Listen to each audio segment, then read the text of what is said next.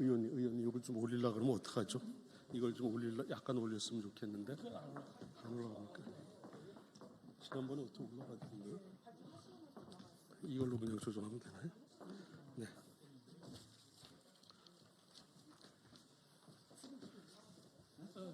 반대로 주세요. 반대. 아니 이거 올라가 있어. 좀 퍼져 있으세요. 지난번에 다 몰려 있던데 안 나와 있어요. 지금 여기 있으면 안 나와요.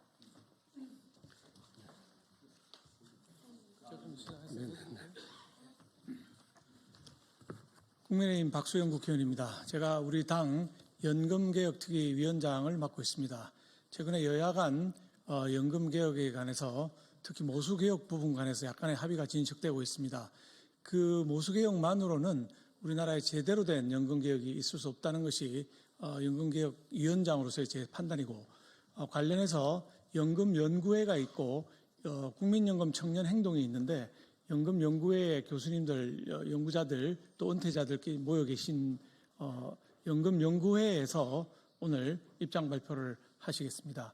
우선 보사연에 오래 근무하셨던 우리 윤석명 박사님께서 말씀하시고, 그 다음에 교수님도 하실 거죠? 네. 예. 국제교류 이사를 맡고 계시는 김학주 교수님께서 입장 발표를 하시겠습니다. 먼저 윤석명 박사님이십니다.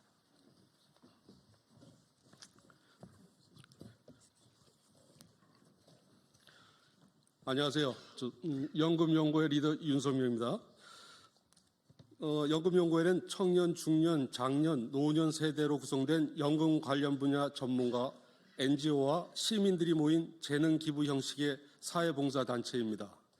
연금연구회는 지속이 불가능한 우리 연금제도를 그대로 방치하는 것은 후세대에 죄를 짓는 일이라는 문제의식으로 뭉쳐진 연구 모임입니다. 연금연구회는 지속 가능한 연금제도를 만드는 것, 또한 세대 간 형평성 확보를 최우선의 가치로 삼고 있습니다. 제도가 유지될 수 있어야 청년과 미래 세대가 안심하고 가입할 수가 있어서입니다. 여당과 야당이 국민연금 개편 방향에 대해 의미 있는 진전, 하나의 결론에 도달했다는 언론 보도가 나오면서 오늘 국회 보건복지위원회 및 본회의에서 이 내용을 반영한 국민연금 개편안이 통과될 가능성이 높다고 하니 연금연구회가 긴급 기자회견을 하게 되었습니다. 여당과 야당이 합의할 것으로 보이는 소득대 체율 43%, 보험료 13%안 또는 그와 거의 유사한 안은 재정 안정 방안으로 볼 수가 없습니다. 2023년 5차 국민연금 재정 추계의 결과에 따르면 소득대 체율 40%, 보험료 17% 조합을 채택할지라도 재정 안정 달성이 어려워서입니다. 특히 소득대 체율을 일시에 10%포인트나 삭감하는 아니다 보니 정치권에서는 상상하기조차도 싫을 소득대 체율 30%, 보험료 12% 조합을 채택할지라도 재정 안정 달성이 어렵습니다. 이 내용은 2023년 5차 국민연금 공식 추계 결과입니다. 2070년에 기금이 소진되고 2070년 부가방식 보험료가 26.5%에 달할 걸로 예상되고 있어서입니다. 이 수치에 기반이 되는 건 지금 소득대 체율 40%에서 10%포인트를 더 낮춘 30%까지 낮추고 보험료를 12%까지 올릴지라도 부가방식 보험료가 2070년에 26.5%, 지금 우리 회원행 9%에 거의 3배에 달한다는 아주 매우 중요한 의미가 있는 그 추계 결과입니다.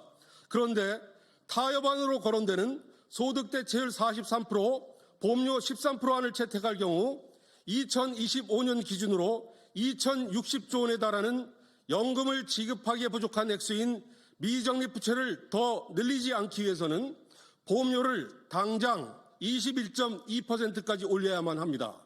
그런데 여야가 억지로 합의했다고 하면서 통과시킬 것 같은 소득대 체율 43%, 보험료 13%안은 8년에 걸쳐 보험료를 13%까지 인상하다 보니 재정 불안정이 더욱 심해질 수밖에 없습니다. 일시에 보험료를 13%로 올릴지라도 2050년에 미적립 부채가 6,159조 원, GDP 대비로는 119.2%로 급증하고 2095년이 되면 미적립 부채가 4경 2,032조 원, GDP 대비로는 311.4%까지 늘어나게 되는 이유가 바로 여기 있습니다. 소득 대체율 40%, 보험료 소득 대체율 43%, 보험료 13%를 실행에 옮길 경우 70년 후에 국민연금 2055년 기금이 소진된 이후 매년 적자가 쌓이는 금액의 합계인 누적 적자가 4천조 원 넘게 줄어들 수 있다는 수치는 그야말로 눈 가리고 앙 또는 엄발의 오줌 누기 그 자체입니다. 연금연구회는 자동 조정 장치가 대한민국이라는 공동체를 유지하기 위해서는 제도 도입이 불가피하다는 점을 강조하고자 합니다. 주요 국가들의 운용 사례에서 알 수 있는 것처럼 자동조정장치 기본 정신은 세대 간 고통 분담을 통한 국민연금제도 지속 가능성 확보에 있습니다.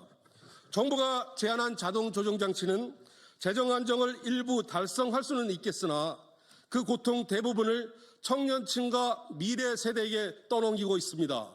주요 OECD 회원국들처럼 가입자와 수급자 모두, 즉 국민연금 이해 관계자들이 똑같이 고통을 분담할 수 있는 그런 자동 조정 장치를 도입해야만 합니다. 민주당이 합의 조건으로 내건 연금 지급 보장 명문화는 계약 중에서 가장 심각한 계약이라고 단언할 수 있습니다. 연금 지급 보장 명문화 조항 도입이 그럴싸하게는 들리나 현재 연금 계약을 주도하고 있는 586 세대의 연금 기득권을 공고히 하기 위한 수단일 뿐이라서 그러합니다. 먼저 연금 지급보장 조항은 전 세계적으로도 대한민국을 제외하면 사례를 찾아보기가 어려운 법조항입니다. 2000년대 초 도입된 공무원연금 지급보장 조항으로 인해서 올해 즉 2025년 한 해만 국민 세금으로 약 10조 원의 적자를 메꿔야 합니다. 그런데도 공무원연금을 개혁해야 한다는 우리 사회의 목소리는 들리지 않고 있습니다. 연금 지급보장 조항이 제대로 된 연금개혁의 최대 장애물이 되고 있음을 증명하고 있는 셈입니다. 지급보장 조항이 있으면 뭐합니까? 돈이 있어야 연금을 줄 수 있기 때문입니다. 세금 걷어서 연금 주면 된다고들 하는데 그 세금은 누가 낼 겁니까? 연금 지급보장 조항을 만들어야 한다고 주장하고 있는 특히 50대 이상 연령층들은 지난 27년 동안 정작 자신들은 먹고 살기가 어렵다고 하면서 국민연금 보험료를 단 1%포인트조차 올리는 것조차도 반대해왔던 분들입니다. 지금 대한민국에서 벌어지고 있는 이 뻔뻔한 모습을 보고서는 벼룩조차도 대한민국에서는 낯짝을 내밀기조차 힘들겠다고 토로할 상황이 되어버린 것 같습니다.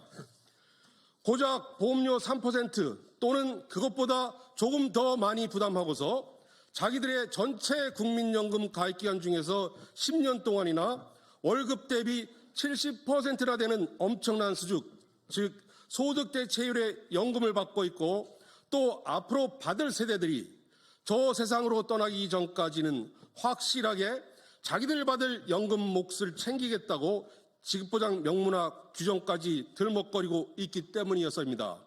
지급보장법 만들어놨으니 청년층과 미래세대는 걱정하지 말라고 하면서 말입니다. 그대들도 우리처럼 연금 받을 수 있을 거라는 환상을 심어주면서 말입니다. 자동조정장치, 그것도 모든 세대가 고통을 분담하는 자동조정장치 도입은 선택이 아닌 대한민국 호가 생존하기 위한 마지막 수단입니다. 긴급 상황에서의 산소 호흡기일 뿐입니다.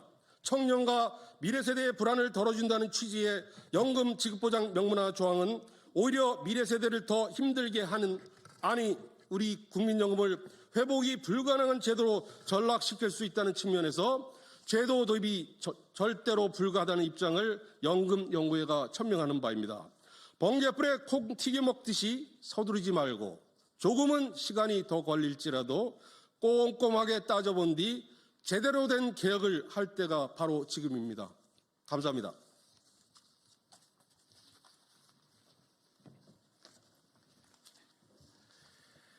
안녕하십니까.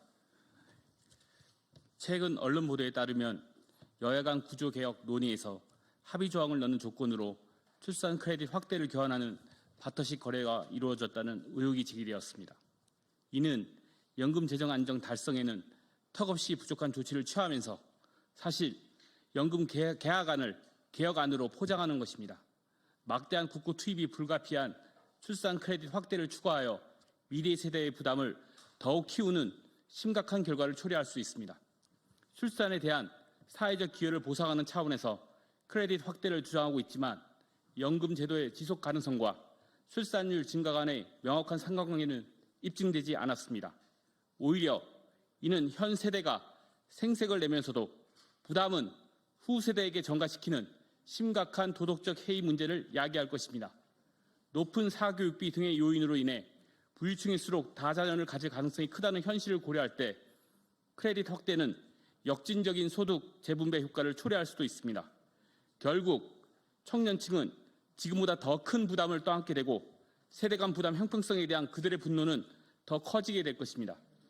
이러한 미래 세대의 엄청난 부담을 떠넘기는 정책은 연금 재정의 지속 가능성을 보장하는 개혁이 아니라 세대 착취를 공식화하는 퇴행적 결정입니다. 여야는 어떤 논리와 기준으로 합의안이 재정 안정 방안이 될 수 있는지 국민 앞에 공개적으로 설명해야 할 것입니다. 만약 개혁안의 세부 내용이 충분히 설명되지 않는다면 추후 연금 개혁이 발표될 때 사회적 반발에 직면하게 될 것입니다. 전 세계 주요 국가들은 연금 제도의 지속 가능성을 확보하기 위해 자동 조정 장치를 도입하고 있습니다. 하지만 대한민국 국민연금은 확정급여 방식으로 운영되면서 보험료 부담을 최소화하고 있어 미래 세대에게 감당하기 어려운 채무를 남기는 구조를 유지하고 있습니다. 자동 조정 장치 없는 연금 제도는 기후 변화와 연료 부족을 고려하지 않은 채 태평양을 건너겠다는 비행기와 같습니다. 시간이 지날수록 우리의 연금 재정은 감당할 수 없는 적자로 빠지게 되고 결국 연금 지급 자체가 불가능해지는 순간이 오게 될 것입니다. 만약 구조개혁 논의에서 자동 조정 장치를 받아들일 생각이 있다면 그보다 앞서 왜 모수개혁 논의에서는 도입하지 못하겠다는 것입니까? 결국 자기 진영 사람들의 요구만 들어주고 나서는 모르쇠로 일관하겠다는 것이 정치권의 숨은 속내가 아니겠습니까? 정치권이 연금개혁에 진정성이 있다면 모수개혁 개편안과 함께 자동 조정 장치를 반드시 도입하겠다고 여야는 선언해야 합니다. 그렇게 하는 것이야말로 여당이든 야당이든 연금개혁에 대한 진정성을 국민 앞에 보여줄 수 있는 유일한 길입니다. 일부 정치권에서는 국민연금 지급 보장을 명문화하자는 주장을 내놓고 있습니다. 하지만 법 조항을 만든다고 해서 연금 지급이 보장되는 것은 아닙니다. 연금을 지급하려면 실제 재원이 확보되어야 합니다. 돈이 없으면 지급 보장 조항이 있어도 연금은 줄 수 없습니다. 미래 세대가 감당해야 할 세금 부담만 더 커질 뿐입니다. 정치권과 기성세대 일부는 보험료율을 단 1%포인트라도 올리는 것을 반대해 왔으면서 이제 와서 지급 보장을 명문화하겠다고 주장하는 것은 무책임한 기만행위입니다. 지급 보장 조항을 도입하려면 그에 따른 구체적 재원 조달 방안부터 먼저 국민 앞에 제시해야 합니다. 현재 대한민국 노동시장은 대기업, 공공기관 중심의 연공서열형 임금 체계로 인해 심각한 이중 구조를 안고 있습니다.